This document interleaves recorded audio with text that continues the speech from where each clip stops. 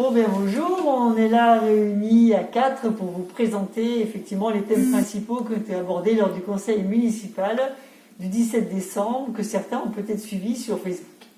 Donc là, je vais laisser la parole à Florence, qui va vous parler de l'introduction qu'a fait Monsieur le maire lors de ce conseil municipal. Merci Anne, bonsoir. Alors l'introduction qu'a fait Monsieur le maire, rapide, puisqu'en fait c'est Madame Garbrecht qui a rapidement pris la parole. On a pu constater qu'elle prend une place de plus en plus importante dans ce conseil municipal. Et avant même d'entrer dans le vif du sujet, dans l'ordre du jour du conseil municipal, elle nous a présenté une délibération de la métropole. Or, c'est M. Quignou et M. Benzeguiba qui y siègent, mais c'est quand même elle qui a présenté la décision qui concerne la salle Arena. La salle Arena, la salle de spectacle qui va se faire à côté du stade. Madame Garbrecht s'est donc félicitée que la métropole ait suivi presque toutes les préconisations de la ville de Meyzieu.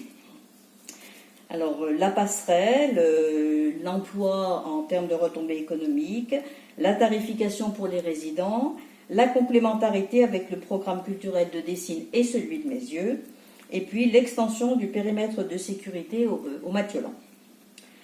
Il y a malgré tout deux bémols en termes environnementaux. Il n'y a rien sur le traitement des déchets après les manifestations. On sait dans quel état on retrouve le quartier. Et il est fait référence à un écart de 5 heures seulement entre une manifestation au stade et une manifestation à la salle Arena, alors que nous avions demandé qu'il n'y en ait pas deux le même jour. Nous aurions aimé avoir le vote de nos deux représentants. Nous supposons qu'ils ont été positifs. Par contre, on a regretté qu'il n'ait pas davantage insisté sur la passerelle, la fameuse passerelle à proximité de Leclerc, qui déjà nous avait été promise pour le stade et qui n'a pas été réalisée. Je pense que cette fois-ci, on ne peut pas accepter la salle Arena sans la passerelle. Donc voilà, c'était le point important d'introduction.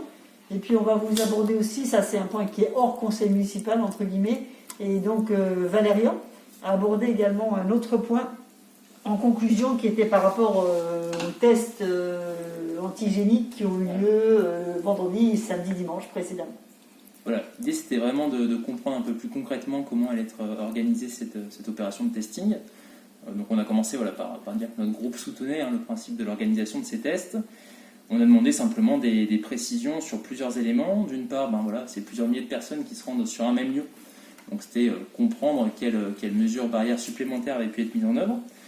Deuxième élément, c'était de comprendre dans quelle mesure ça allait être rappelé le respect des gestes barrières malgré ou même avec un résultat négatif suite au test. Donc voilà, pour bien insister sur le fait que ce n'est pas un blanc-seing de passer ce test avant Noël.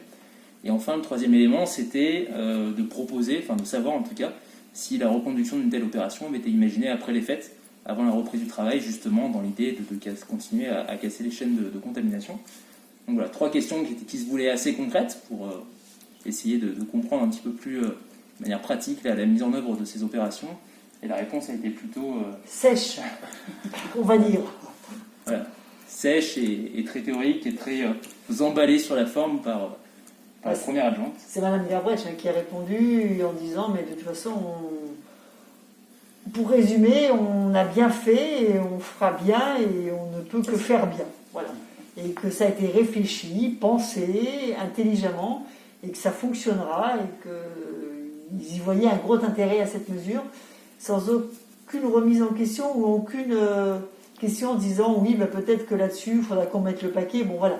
C'était très affirmatif. Peut-être parce que ça n'a été pensé que par la majorité. C'est possible.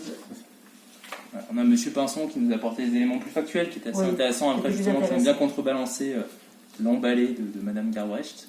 En tout cas, un sujet sur lequel la discussion n'était pas ouverte. Non.